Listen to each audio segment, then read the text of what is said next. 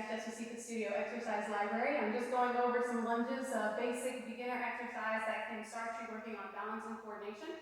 There's a lot of things you can do with lunges, but I'm just going to show you a first few that you should start with, and then you can always move up from there. All right, first off is the stationary lunge. So we're going to start with one leg in front, one leg behind. And typically, if you don't have great balance, I would recommend you start beside a wall where you can touch it with your hand, or a pole, or a desk, chair, something like that. All right, so our foot is going to be in front, our toe is going to be straight ahead or slightly, and I mean like 5 degrees, slightly turned in. Your knee should be following in the second and third line of your toes, and you see my back foot is up and so is my heel. Don't let your back heel touch the ground here. It's a lot of strain and stress on the Achilles, unnecessary. Plus, when you come up here like this and you lift that heel, what happens is your body will send, there's receptors on the bottom of your foot, and so basically it gears your body, gets it ready for what's about to happen. All right, so hands on your hips, chest tall, your core is tight, neck is long, always, no matter what it is that you're doing. And you're just going to bend your legs, straighten your legs, with the goal of trying to keep your legs about 90 degrees or near enough to as much as you can. Sometimes this is too much strain on the back or front of the knee. If that happens, then you just wiggle your back foot back a little further, keep that back leg straight, and only bend the front knee.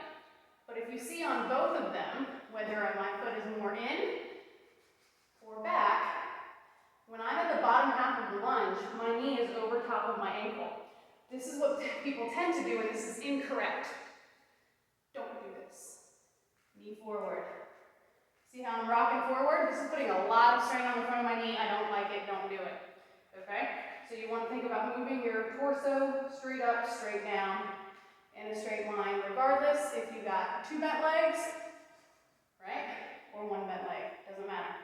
All right, and then you would switch to the other side. Basic stationary lunge. Now let's do front lunge. Now, front lunges I really like because it really fires up the back half of the legs and the glutes. It also works on a little bit of balance and coordination because now you are moving. And ideally, I like to alternate, first the right, then the left, first, then the, back and forth. Sometimes you can do one side at a time, and you can figure out how that feels. That will fire up your leg a little bit more. So you got to choose what you want here. Right? Do you want to work more on your balance and coordination?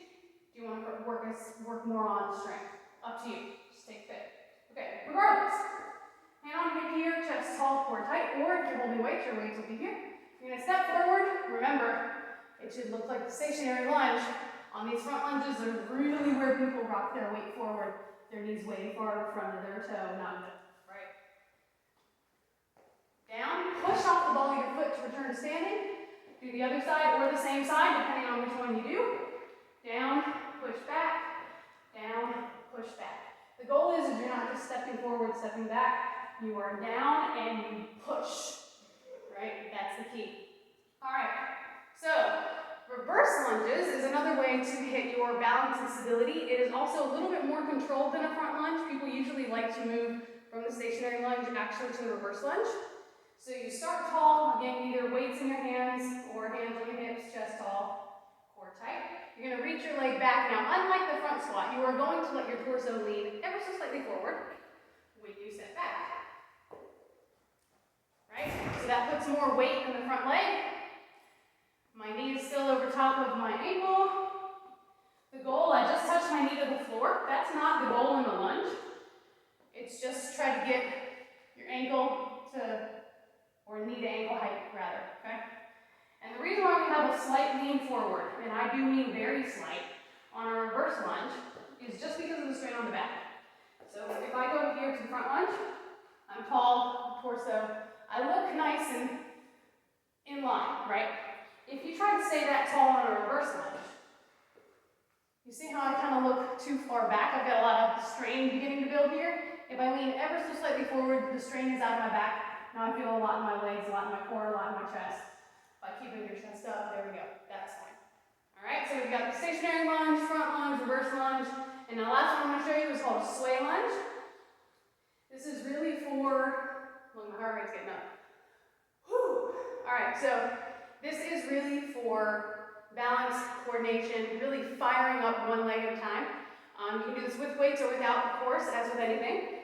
So one thing that you will find with the sway lunge is that this stationary leg might be the one that's burning.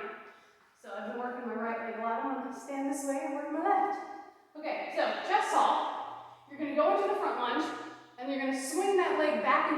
reverse lunge. Back and forth on that one side before you switch to the other. Core tight, chest tall, neck long. Step forward. Remember, make sure you don't rock forward. And swing back. Forward. Back. Nice and tall, ever so slightly back. Nice and tall, ever so slightly back. Right? If you don't quite have the balance and coordination to do the full sway, just step your way through it. That's fine. That's count. No big. Alright, and then of course you would do the other side. Lunges are wonderful. They're probably my most favorite and least favorite exercise because they force you to really work. It gets a lot of blood flow. My heart rate's going already just from these body weight exercises I showed you. So, but it's the most representational move I believe that we have to daily living, you know, moving around. When you're walking upstairs, even though it's not a step up, we are stepping forward, lowering, pushing off through our heel, right? Returning to a standing position just like when we walk upstairs.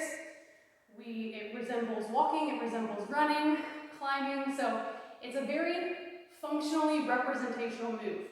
And because of that, it is one of my favorites, even though, yes, it is probably one of my least favorites when I'm actually doing them in my exercise program. So keep that in mind too while you're moving through. And if you have any questions, let me know. If you have any knee issues, let me know. And I can help you work around those so we can still keep you successful without causing any risk or increased risk to injury. All right, have a great day, guys. Thank you.